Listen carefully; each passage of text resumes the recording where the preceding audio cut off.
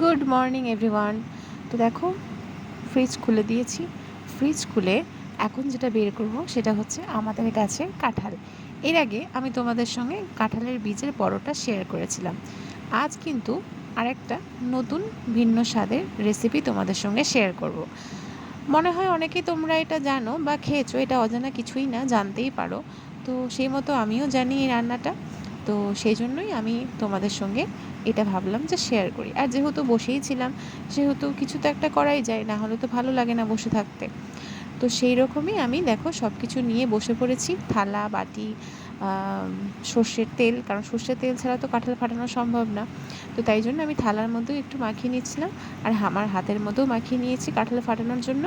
তারপর দেখো এই যে কাঁঠালটাকে ফাটিয়ে নিচ্ছিলাম, ফাটিয়ে নিয়ে এখন এর থেকে বীজ বের করে আমি এটাকে চেলে নেব সুন্দর করে। এর রসটা দিয়েই আমি আজকে একটা সুন্দর রেসিপি তৈরি করব। তো দেখো এক এক করে আমি সব কিছু অর্ধেক কাঁঠাল ফাটিয়ে নিয়েছিলাম, ফাটিয়ে নিয়ে বীজ বের করে এখন আমি এটা চেলে নিচ্ছিলাম। ওই ফুটো ফুটো থালাগুলো যে হয়, যেখান থেকে চালনির মতো কাজ করে, সেটা থেকে আমি চেলে নিচ্ছিলাম।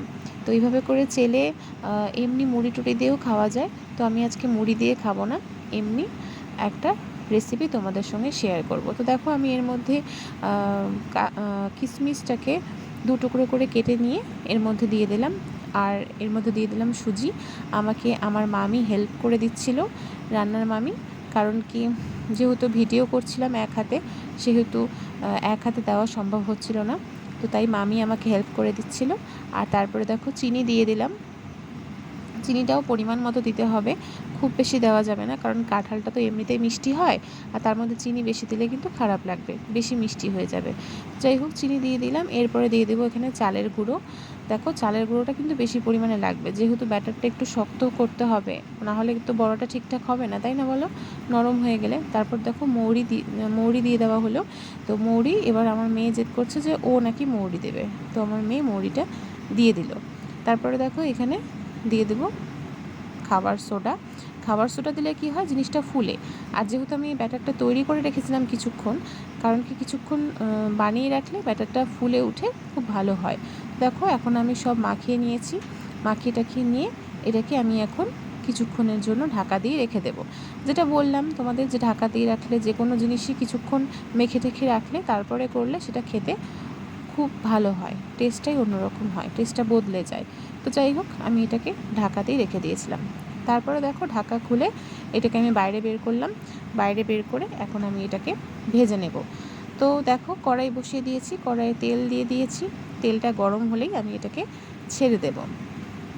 তো তেলটা গরম হয়ে গেছে, এখন আমি এটাকে আস্তে আস্তে অল্প অল্প করে ছোট ছোট করে ছেড়ে দেবো। আমি যেহেতু খুব একটা বড় বড় করে বড়া করতে পারি না, এটা আমাকে অনেকেই বলে যে একটু বড় বড় করে বড়াটা করলে দেখতে ভালো হয়, কিন্তু আমার মনে হয় যে ছোট ছোট করে বড়াটা করলেই দেখতে ভালো লাগে। হ্যাঁ, সময় হয়তো লাগে, যে কোনো কাজ তো সময় লাগবেই, কিন্তু দেখতে ভালো লাগে আর খেতেও বেশ ভালো হয়। যাই হোক, আমি যেরকমটা পারি সেটাই আমার কাছে বেস্ট, তাই না বলো। তো তারপর দেখো এক এক করে সব ছেড়ে দিচ্ছিলাম।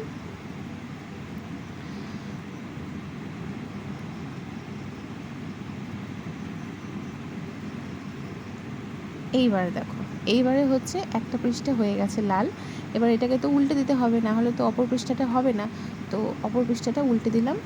উল্টে পাল্টে এটাকে খুব আস্তে হিট দিয়ে ভাজছিলাম, কারণ কি আস্তে হিট দিয়ে ভাজলে ভালো হয়। আর খুব বেশি হিট দিয়ে ভাজলে ভেতরটা সেদ্ধ হয় না, কিন্তু উপরটা লাল হয়ে যায়, উপরটা দেখে মনে হয় যে হয়ে গেছে। তো আস্তে হিট দিয়েই ভাজছিলাম। এবার দেখো 2 পৃষ্ঠায় হয়ে গেছে। 2 পৃষ্ঠা হয়ে কালারটা কি সুন্দর হয়েছে, একেবারে লাল, তাই না বলো, খুব সুন্দর লাগছে দেখতে। তো এরপরে আমি এটাকে তুলে নেব। এরপরে বেশি ভাজবো না, বেশি ভাজলে এটা আবার কালো হয়ে যাবে, তখন আর কিন্তু খেতে ভালো লাগবে না, পোড়া পোড়া লাগবে। তো তারপরে দেখো আমি দুটো কড়াই বসিয়ে দিয়েছিলাম তাড়াতাড়ি করার জন্য, কারণ অনেকটা রাত হয়ে গেছিলো, এরপরে আবার খাবার করতে হতো রাতের, সেই জন্যই। তো এই যে দেখো কিছুটা ভেজেছি। তারপরে দেখো আমার রেসিপি আজকের, যেটা তোমাদের সঙ্গে শেয়ার করলাম, কাঁঠালের পকোড়া বা কাঁঠালের বড়া, সেটা রেডি। তো তোমরা যারা যারা করে খেয়েছো তারা তো জানোই কেমন হয়, কিন্তু যারা যারা করোনি, খাওনি কোনো দিনও, তারা অবশ্যই ট্রাই করে দেখো বাড়িতে, আশা করি ভালো লাগবে। তো চলো, আজকের ভিডিওটা এ পর্যন্তই। সবাই ভালো থেকো, সুস্থ থেকো।